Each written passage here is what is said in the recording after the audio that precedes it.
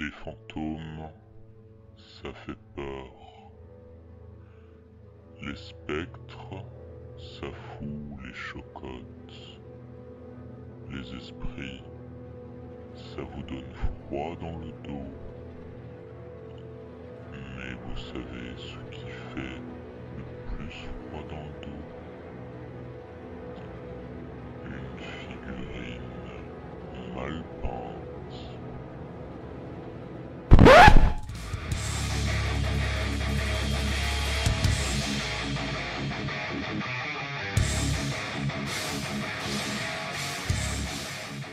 Bonjour à tous. Alors les spectres et les fantômes, c'est une faction qu'on va retrouver dans quasiment tous les univers de fantasy, c'est devenu limite un lieu commun. Que ce soit au niveau d'Age of Sigmar où on va avoir les Night Hounds, que ce soit dernièrement dans Green Horde où on va avoir les zombies éthérés, quel que soit l'univers, Seigneur des Anneaux ou n'importe quelle autre licence de fantasy, on va avoir des fantômes, on va avoir des spectres. Et que vous soyez plutôt joueur qui apprécie d'avoir des unités peintes pour jouer ou peintre plus aguerri, peindre des fantômes est quelque chose que vous ferez à un moment ou à un autre au niveau de votre hobby. On va donc aujourd'hui voir deux méthodologies différentes pour peindre des spectres. La première en speed painting sur du zombicide, la deuxième sur des figurines de Night Hounds avec des méthodes un petit peu plus avancées. On se retrouve tout de suite. Alors pour ce premier tuto, on va travailler avec les figurines de zombies éthérés de la boîte No Rest for the Wicked, qui est une expansion à Zombicide, Black Plague et Green Horde. J'ai sous-couché les figurines et on va travailler avec une gamme de peintures assez différente de celle qu'on utilise d'habitude, puisqu'on va uniquement travailler avec des peintures de type contraste ou équivalente sur l'ensemble de ces figurines avant de travailler au brossage à sec. Donc on va commencer, comme ici sur la première figurine, à travailler de façon très large, en couvrant toute la figurine. On utilise ici la peinture Nihilakh Oxide, qui est une peinture technique qu'on a pu voir et que vous avez pu voir sur la vidéo sur les métaux usés pour les effets de vert de gris. Ensuite, pour cette deuxième figurine, on utilise une peinture de la gamme Contraste, donc c'est l'Ethermatic Blue, qui va nous donner une nuance un petit peu plus foncée et un petit peu plus appuyée, mais assez proche de la première. Voilà pour la seconde. Pour la troisième, on va utiliser la peinture Nighthound Gloom, qui est une peinture technique, qui est un peu la précurseur des peintures contrastes et qui est sortie en même temps que Warhammer Age of Sigmar, la guerre des âmes. C'est une peinture très utile pour la plupart des effets éthérés.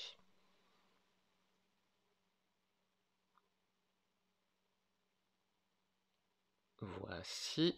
Et pour la dernière, on va utiliser X-Wraith Flame, qui vient de la même gamme technique, sortie durant la guerre des âmes. Comme pour les peintures contrastes, comme pour les lavis, je vous invite à en mettre une bonne quantité, à récupérer le trop-plein avec le pinceau séché, et de bien laisser sécher ces différentes couches avant de passer à l'étape suivante.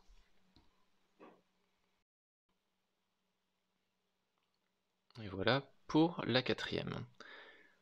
Alors, vous avez pu remarquer surtout sur les teintes les plus claires que le bas des robes rend beaucoup trop clair. Donc ce que j'ai fait, j'ai pris un lavis, c'est Coelia Green Shade, qui va me permettre de pouvoir faire ressortir certains creux un petit peu plus forts, comme le dessous des robes, certaines zones plus ombrées, histoire d'avoir un peu plus de profondeur au niveau de la figurine. Et voilà le résultat sur la première étape. Vous pouvez vous arrêter là bien sûr si vous voulez. On va avancer un petit peu plus malgré tout, c'est du speed painting mais on va se permettre un petit peu plus. On va faire un brossage à sec donc en Ulthuan Grey sur l'ensemble des figurines. Comme d'habitude pour le brossage à sec, on met de la peinture sur le pinceau, on retire l'excédent sur un sopalin et ensuite on construit doucement l'effet d'éclaircissement sur toute la figurine. Et voici. On va réaliser la même chose sur l'ensemble des figurines. Alors, dépendant de la couleur de base, il sera nécessaire d'appliquer plus ou moins de brossage à sec, donc de le faire un peu plus longtemps. Ça sera surtout le cas sur les figurines les plus foncées.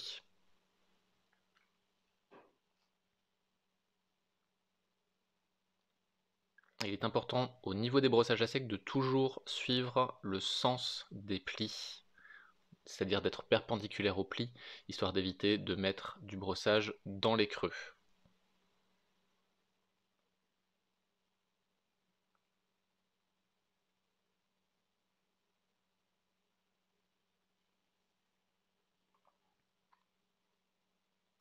Voilà pour la dernière. Oui, il n'y a que 3 modèles différents, donc j'ai utilisé 2 fois la même figurine. Dernier petit détail au niveau de la figurine, on va faire un peu de contraste au niveau des yeux en utilisant d'autres couleurs. On va rester toujours sur la même gamme, simplement on va essayer d'avoir une teinte un peu plus jaune que la couleur de base par rapport à ce qu'on a sur l'ensemble de la figurine, donc on va utiliser des couleurs différentes par figurine. Donc un jaune sur du vert, un vert sur du bleu, plus ou moins appuyé dépendant de la figurine. Il nous reste les socles à traiter, on va les faire comme le reste de ma boîte de Green Horde. On va partir d'une base de Stirland Mud sur l'ensemble du socle.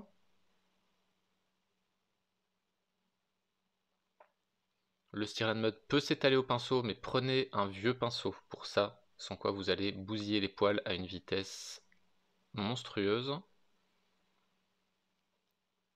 On laisse ensuite sécher la peinture texturée. On réalise les brossages à sec. Ensuite, on va appliquer sur différentes zones un Caliban Green qui va nous permettre de faire, un peu comme sur ma vidéo sur les socles putrides, un effet de mare ou de vase toxique. Néanmoins, petit détail, vu que ce sont des figurines éthérées, donc elles projettent une lumière, on va reprendre la couleur contraste ou la peinture technique qu'on a utilisée, on va en remettre sur la base de la figurine, là où elle touche directement le socle, et on va refaire un petit brossage à sec sur cette zone, histoire de donner l'impression que la figurine illumine le sol sur lequel elle est.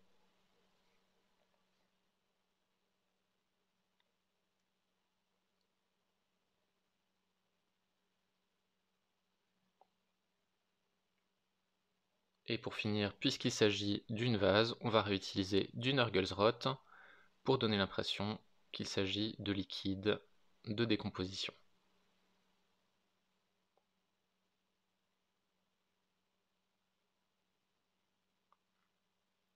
Voilà au niveau du résultat, on va juste encore réaliser le soclage et nos 4 figurines seront finies.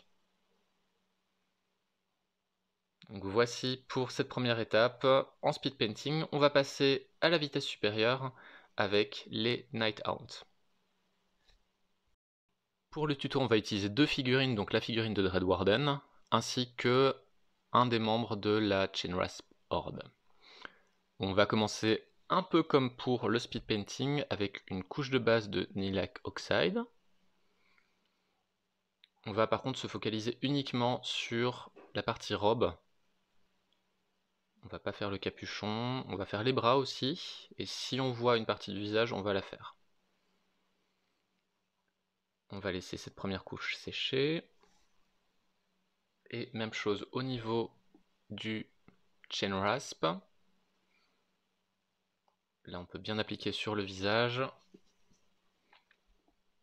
sur l'ensemble des robes une fois de plus. Si on dépasse, ce n'est pas grave du tout, on aura beaucoup d'autres couches à passer après ça.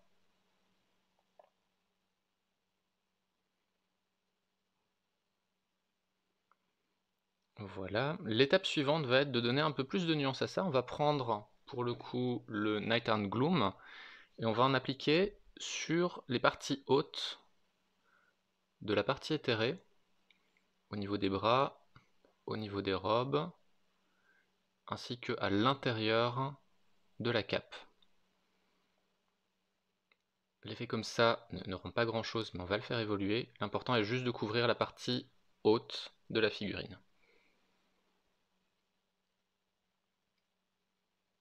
Une fois cette opération réalisée, on va prendre du médium seul, cette fois-ci, donc du contraste médium, et on va faire une section plus basse entre les deux, où on va uniquement mettre du médium.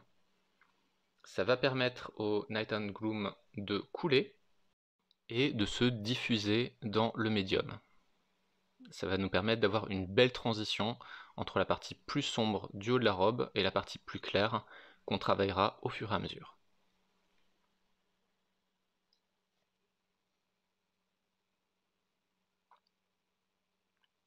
Si l'effet n'est pas assez fort, on peut toujours ajouter du Night and Gloom sur la partie supérieure, et si l'effet est trop prononcé, on reprend du médium et on en remet sur la partie intermédiaire.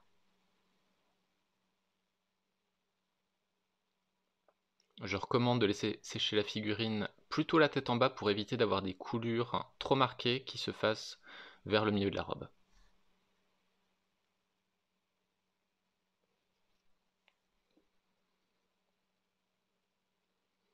On va donner un peu plus de profondeur à certains détails en dehors des robes avec un lavis en Coelia Green Shade. Une fois de plus, ça sera surtout sur les parties squelettiques des figurines, donc au niveau des mains, au niveau du crâne. On peut éventuellement aussi en appliquer à l'intérieur de la robe si celle-ci n'est pas assez foncée. Et si on déborde, on peut rapidement retirer le trop-plein avec le doigt, vu que les autres peintures sont sèches. Normalement, on ne laissera rien.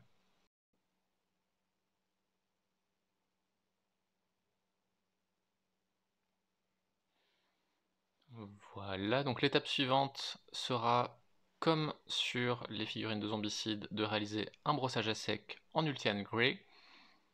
Alors on va le travailler un peu différemment, puisqu'on va essayer de l'appliquer de façon très légère sur les parties supérieures de la robe et beaucoup plus appuyé sur les parties basses. Ça va continuer à faire travailler la transition qu'on a commencé à développer avec le Night and Gloom.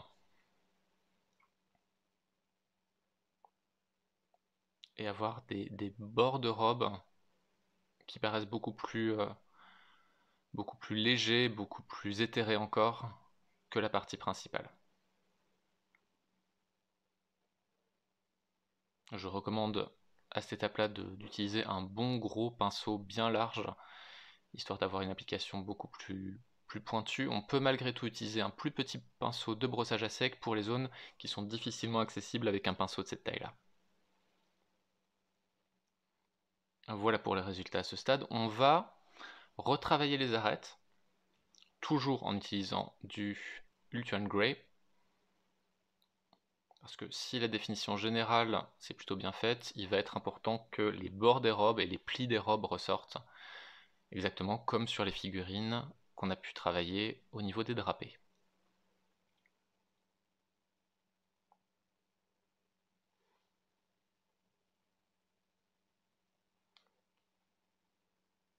L'idée, une fois de plus, reprendre déjà l'ensemble des arêtes, redéfinir les plis. Le gros avantage de faire ça après avoir fait un brossage à sec, c'est que les lignes sont déjà bien marquées. Et ensuite, on va réaliser un glacis, toujours en Ultian Grey.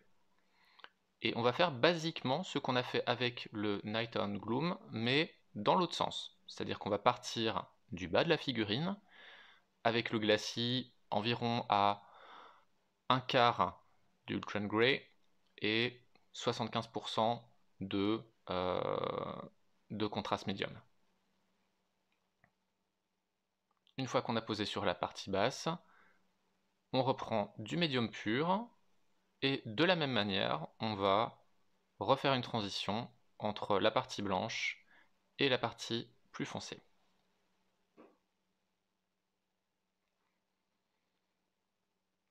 Si vous voyez qu'il y en a un petit peu trop, vous remettez du médium. Et si l'effet n'est pas assez prononcé, tout simplement on reprend du Ultron Grey dilué et on le remet sur la partie basse. On va travailler maintenant les parties non éthérées. Donc on va commencer par les capuches. On va accélérer au niveau de cette étape vu que toute la partie drapée, on a pu la voir déjà précédemment. Et je vous invite pour ça à aller revoir la vidéo tuto numéro 3 qui concerne les drapés.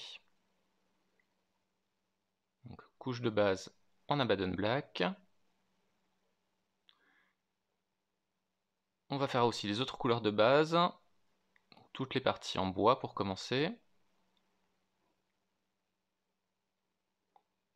Je suis parti d'une couche de Dryad Bark sur laquelle j'ai rajouté une couche de Gortor Brown par la suite, histoire d'avoir un bois un petit peu plus vieilli et un petit peu plus blanchi. Lait de Belcher sur toutes les parties métalliques, ça concerne les chaînes, ça concerne l'épée, ça concerne le boulet au niveau du pied, vous en aurez pas mal.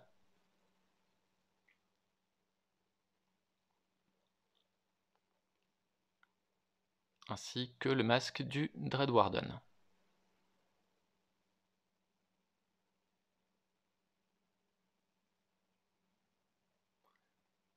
Pareil pour les cuivres, donc ça concerne surtout le candélabre du Deadwarden.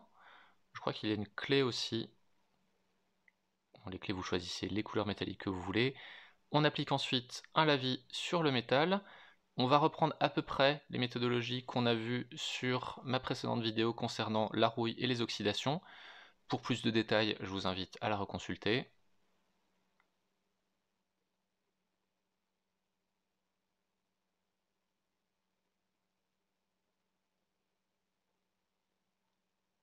N'hésitez pas à y aller bien fort au niveau du lavis. On commence à attaquer ensuite les éclaircissements sur les capuches. Premier brossage à sec. Ensuite le tracé des lignes principales sur le premier éclaircissement.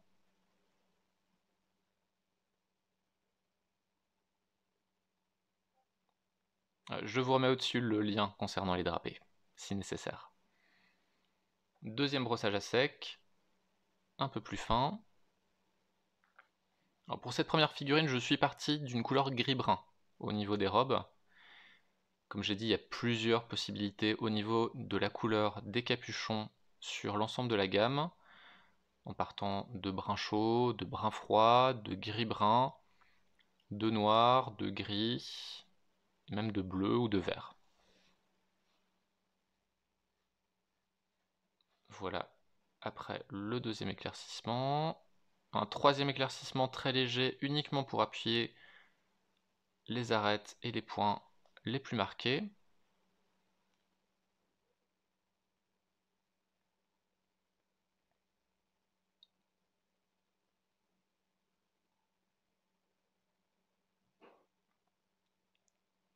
Et ensuite on va réaliser un glacis avec la première couleur d'éclaircissement sur l'ensemble du capuchon, histoire tout simplement de faire une bonne transition et de donner une nuance un peu plus douce au niveau du reste.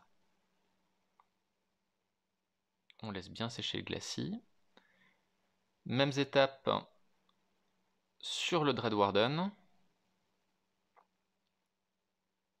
Au niveau du Dreadwarden, j'ai plutôt choisi de partir sur un gris bleu. Donc, brossage à sec. Premier edge highlight.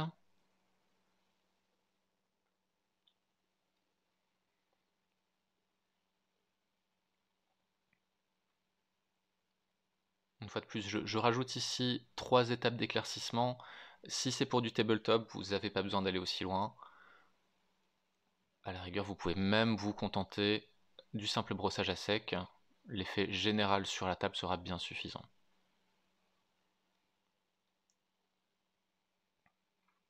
Deuxième brossage, deuxième éclaircissement.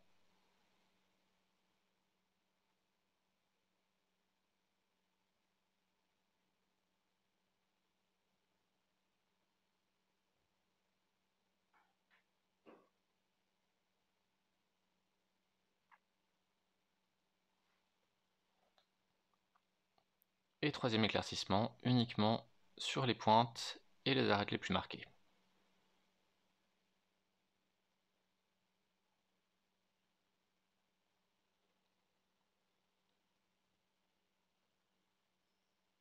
Voilà. De la même façon, on termine avec le glacis. Alors le glacis, un petit peu comme quand on applique un lavis, va avoir tendance à se loger dans les creux, donc n'hésitez pas à retirer l'excédent avant qu'il commence à sécher. Je vous rassure, c'est toujours effrayant de mettre le glacis. Dernier petit détail, on va faire un brossage à sec assez rapide, uniquement sur le bas de la capuche, sur les deux figurines. Ici avec du Kabbalah Light Green, ça va nous permettre d'avoir une transition entre la couleur des robes et la couleur de la forme éthérée. On attaque maintenant les vieillissements des métaux. Une fois de plus, je vous invite à revoir mon tutoriel sur la rouille et l'oxydation. Diffuse corrosion sur l'ensemble des métaux.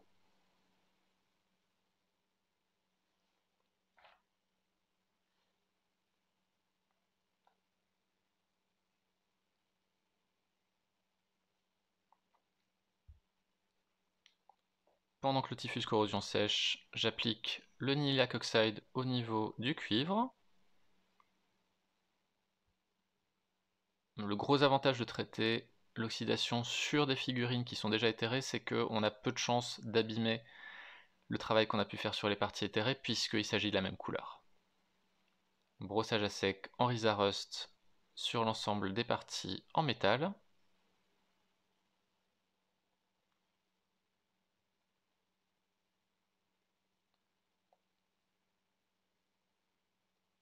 Plus ou moins appuyé comme à chaque fois.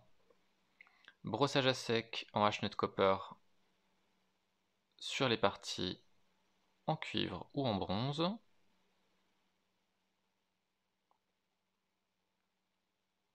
Et ensuite on va réaliser les derniers éclaircissements sur l'ensemble du métal en Stormmost Silver.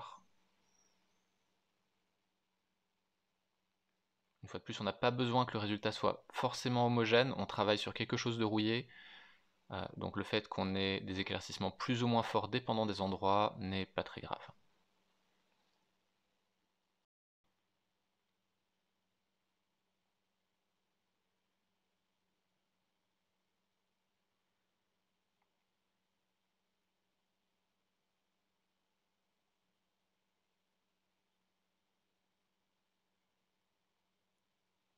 Alors si jamais au niveau des highlights vous trouvez que l'effet est un petit peu trop prononcé, naturellement vous pouvez toujours rajouter du Agraxer Shade ou un autre shade directement dessus. Ça permettra de refoncer les métaux et ça rabaissera, on va dire, le niveau de brillance que vous avez fait avec le Stormmost Silver. Voilà au niveau des métaux. Donc, comme vous le voyez, il reste encore la question des flammes éthérées et des bougies. On va commencer par s'occuper de la cire des bougies avec une couleur os. Et on va ensuite réaliser un lavis, ici en Séraphim Sepia, histoire de donner l'impression que la cire a jauni en vieillissant. On n'aura pas besoin d'avoir plus d'étapes sur cette partie-là. On s'attaque aux flammes en elles-mêmes. Donc je vais commencer par utiliser un lavis de couleur jaune, sur l'ensemble de la flamme. Et on va ensuite faire évoluer les flammes d'une couleur jaune vers la couleur bleue. On évite d'avoir trop de lavis parce qu'on ne veut pas garder le côté orange dans les creux. Donc c'est vraiment avoir une couche de base jaune. Ensuite on applique du X-Wraith Flame. La peinture porte bien son nom puisqu'il s'agit de flammes de X-Wraith ici.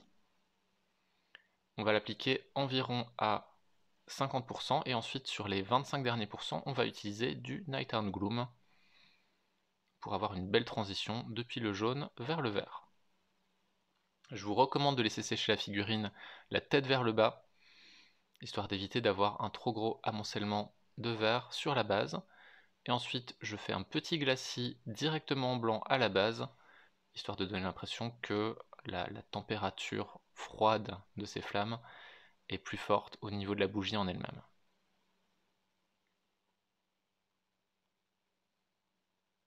Et voilà le résultat une fois terminé. N'hésitez pas à travailler la transition si nécessaire. On s'attaque aux bases, de la même façon qu'on a pu les faire précédemment, donc peinture texturée En Stirland Mud, premier brossage à sec, bien marqué.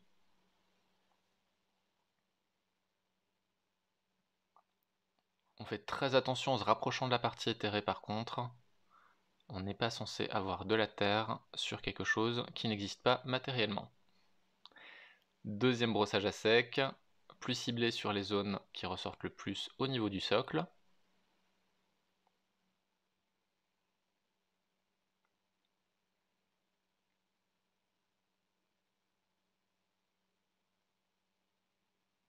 Je vous ai passé le travail que j'ai fait sur les pierres qui sont sur les bases des figurines. Je pense que tout le monde sait peindre une pierre. On va reprendre du lilac oxide et de la même façon qu'on a pu le faire sur les figurines de Green Horde, on va en réappliquer sur la base pour donner l'impression qu'on a une transition là où le spectre est en train de sortir du sol. Et comme sur les autres figurines et comme sur le tutoriel sur les socles avec les marées fétides, on part d'une base de Caliban Green qu'on va mettre dans les creux les plus prononcés de la base.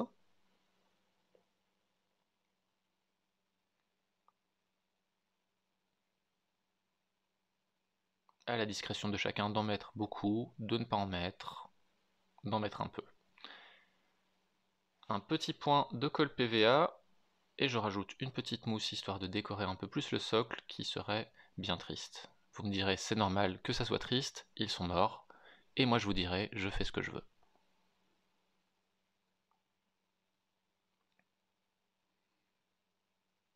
On laisse la PVA sécher, on applique ensuite du Nurglesrot à nouveau sur l'ensemble de la zone qu'on n'a pas en Caliban Green pour terminer cette figurine.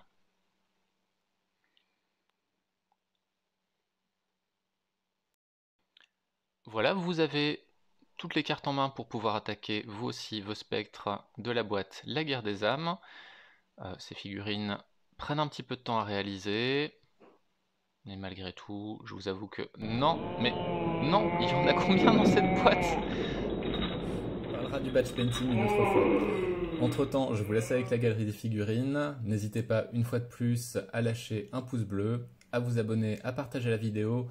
On se retrouve très bientôt pour un nouveau tuto. D'ici là, portez-vous bien.